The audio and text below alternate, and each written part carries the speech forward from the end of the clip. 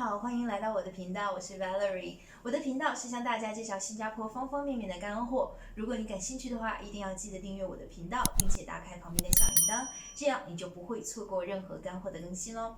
我们今天呢要来探讨的话题是 PR 申请被拒绝了该怎么办？PR 申请被拒绝了呢，一般上呢会分两种情况。第一种情况呢，就是当你收到 PR 拒绝信的时候呀，你是知道是什么原因；另外一种呢，就是你并不知道是什么原因。俗话说得好，知己知彼，方能百战不殆。所以呢，我们今天来看一看，到底有哪一些因素可以直接或者间接的影响你的 PR 申请。这些因素的分析呢，是根据我多年的实战经验，所以并不代表 ICE 的官方立场，也不代表他们都是对的。这里跟大家分享呢，是给大家做一个参考。话不多说，我们开始吧。第一个因素，工作。如果你是通过 EP 或者 S-Pass 申请你的 PR， 那么你的工作是否在政府的紧缺行业里面是一个重要的考量因素。新加坡政府缺少人才的行业有 IT、医疗、医疗科技、航天航空、海运等等。第二个因素，薪水。这里的薪水不是说越高越好，这里的薪水一般是看你的行业里面你的薪资在一个什么样的水平，同时呢也要参考你的公司的大小、你的职位的平均工资水平，以及根据你工作的年限，你的薪水在一个什么样的位置。一般上呢，这里的薪水会参考你的 gross salary， 就是加上你的佣金花红等等的这个总体的薪水。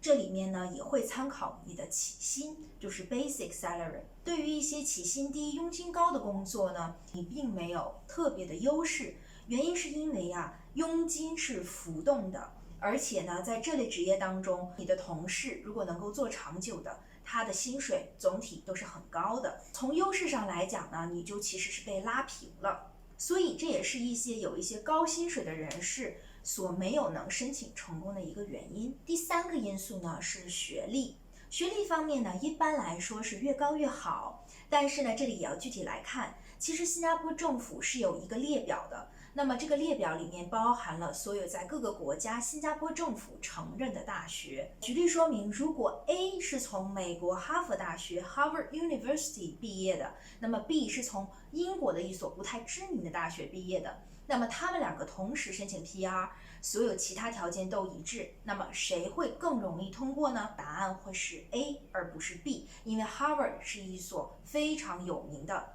而且有权威的一个大学。同样，你的专业呢也会起到一定的作用。如果你的专业是新加坡需要的，而且你现在做的工作呢也是新加坡紧缺的，那么你的 PR 申请自然会有更高的胜算。第四个因素呢，就是看你是否有在新加坡接受过大学之前的教育。那么我知道有些朋友很早的时候就来了新加坡，在这边读了 PSLE、O-Level、A-Level 等等。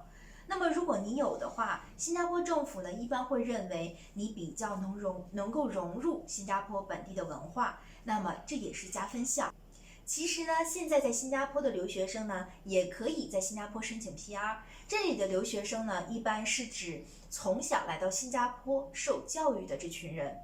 因为很小的时候接触了新加坡的文化，所以自然长大后的价值观呢、社会观以及风土人情都会跟本地的比较一致。这是新加坡政府在考虑 PR 申请时候的一个重要考量。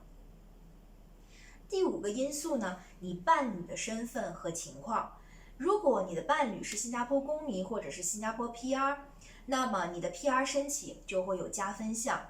但是呢，不仅如此如果你的伴侣工作不稳定，而且呢收入不高的话，那么你的 PR 申请就很有可能会被拒。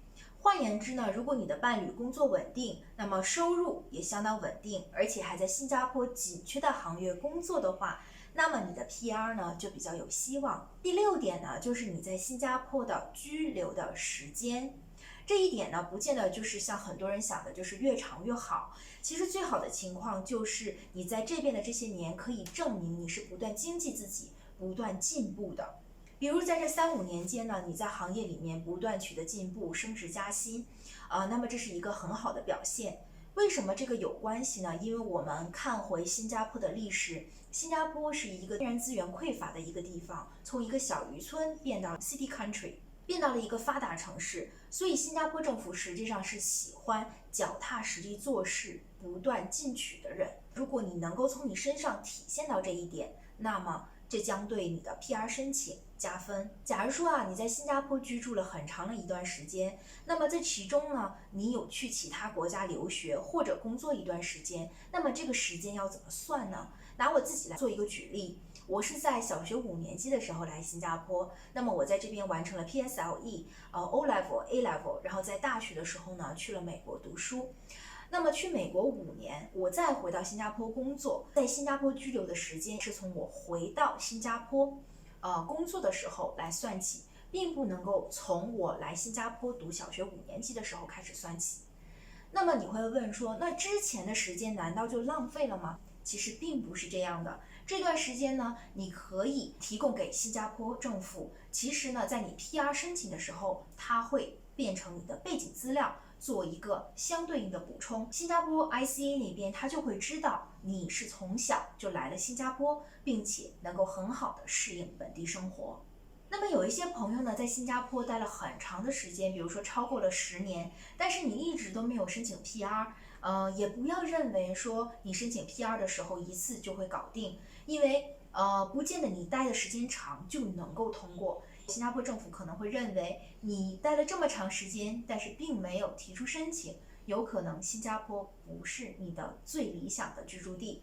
所以呢，我们不能够因为自己居留在新加坡的时间长，就在我们的申请上面呢掉以轻心。第7点呢，就是你是否有积极的参与新加坡社区生活，为新加坡社区做贡献。这是什么意思呢？换句话说，就是你有没有努力的融入本地的社区生活。要怎么体现呢？你可以通过做义工、参加不同俱乐部的方式，积极的参与社区活动，把自己作为本地人，为新加坡这个社会做一份贡献。那么你大概知道自己被拒的原因之后呢，你就会有2个选择。第一个呢就是 appeal， 第二个呢就是在6个月后通过 ICA 再次提出申请。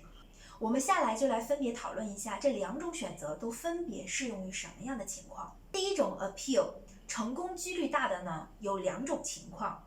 第一种呢，在你初次申请的时候，你遗漏了一些你的重大贡献，比如说你递交申请的时候，你在搞学术研究，可是还没有研究成果，但是当你接收到 PR 被拒的信的时候，你的科研有了成果，并且呢，你的论文可能在知名的报刊上已经发表了。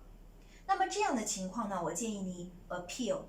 第二种情况呢，是您的事业上或者生活上有了很大的改变，比如说你递交申请的时候呢，你的薪水是3000块，但是呢，在你收到被拒信的时候，你已经被升职加薪，薪水已经涨到了4000、5000，或者管理着一个小的团队。那么这样的情况下呢，我建议你可以提出 appeal。那么什么时候呢？我们可以通过6个月再来申请一次呢？我的建议是，当你有一些生活上面的改变的时候。换句话说，如果6个月之后，你只是在新加坡居留的时间延长了6个月，而其他的条件都没有任何改变，我不建议你提出再一次的申请。那么反言之，6个月之后，你在工作、学历或者是升职加薪方面有了一些改变，那么我觉得你可以再次提出申请。这样子的话，成功几率是比较大的。我知道有一些朋友你们会比较着急，想要尽快的取得 PR， 但是我还是建议你要走得稳一点，因为你申请 PR 的次数多，不代表你的成功率就高。最主要的呢，还是要看我们每一次 PR 申请的质量。那么接下来你做好了决定之后，是 appeal 还是再次申请，你就可以通过 ICA 的网站再次提交你的申请和 appeal letter。 如果你的情况特殊，我建议你呢，在你提交你的申请之前，联系 ICA 的官方人员，跟他们进行查询以及进行了解清楚之后呢，你再提交你的申请。好了，这期的节目就到这里了。下一期呢，我们来参考一些 PR 的申请案例，是我以前经手过的一些真实案例，我会挑选几个比较有代表性的呢，跟大家在这里分享，给大家做一个参考。如果你觉得这期视频对你有帮助的话，一定要在影片下面留个赞，也欢迎你留言给我。我的这个频道主要是跟大家分享新加坡方方面面的干货，让你更了解新加坡。有兴趣的话，一定要订阅我的频道，并且打开旁边的小铃铛，这样你就不会错过任何干货的更新哦。我是 Valerie，我们下期见喽。